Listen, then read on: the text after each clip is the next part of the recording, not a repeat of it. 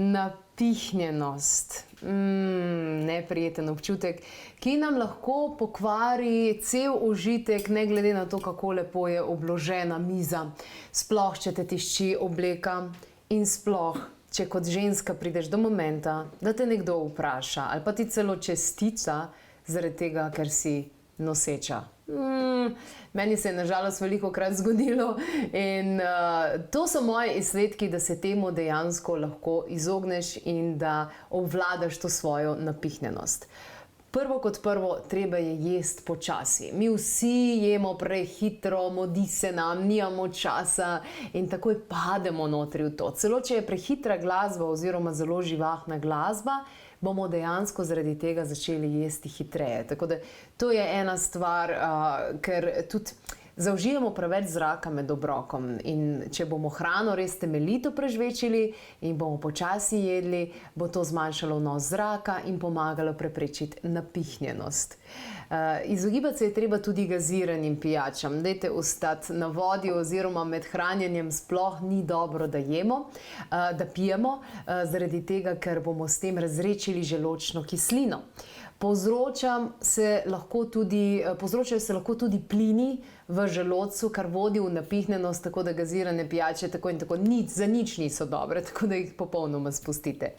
No, nekateri precej radi žvečijo tudi žvečilne gumije in žvečilni gumiji tudi lahko povzročajo več težav in predvsem, če imate pogoste težave z napihovanjem, se nasploh izogibajte. Niti za čeljust niso dobri žvečilni gumiji, pa tudi telesu dajo lažen občutek, da se začne pripravljati na obrok in dela določene encime, pač motnja so. In večina njih je tudi zelo, zelo toksičnih. Zdaj, super je, da izbirate manjši porcijski obrok namesto tistih velikih. Manjši obroki so bolj prebavljivi, manj verjetnosti, da bomo napihnjeni. Obstaja eno pravilo, da se naješ na 80% in potem tudi končaš. Zelo vam bo pomagal tudi ingverjev čaj. Ingverjev čaj je eno tako naravno sredstvo pri prebavi, pri lajšanju napihnjenosti, tako da lahko ga poskusite po obroku, ampak res malo, da ne boste razredčili svoje želodčne kisline, ki je zelo pomembna. Preprečite pa definitivno lakoto. Najslabši je tisti, ki si cel dan lačen in potem zvečer prideš domov, napadeš in sprazneš hladilnik. To je najslabše, kar dejansko lahko naredite. Tako da poskrbite za redne obroke, mogoče tudi kakšen prigrizek, recimo kakšno jabolko dopoldan, ampak ne, bodite takrat, ko jeste tukaj in zdaj in planirate dejansko naprej.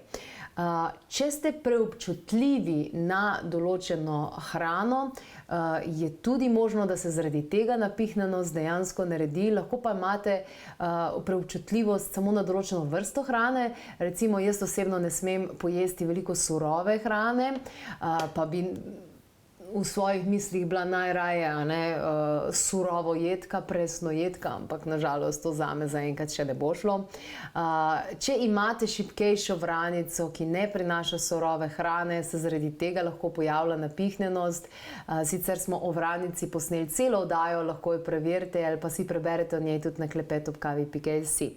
Sicer pa o želodčni kislini sem že govorila, dvignite si jo pred obrokom, lahko z žličko razredčeno 1:3 za vodo, torej jabolčnega kisa ekološkega, lahko tudi švedska grenčica, lahko tudi kakšne encime vzamete ali pa spijete en majhen požirek vina, ampak ostanite dejansko na tem.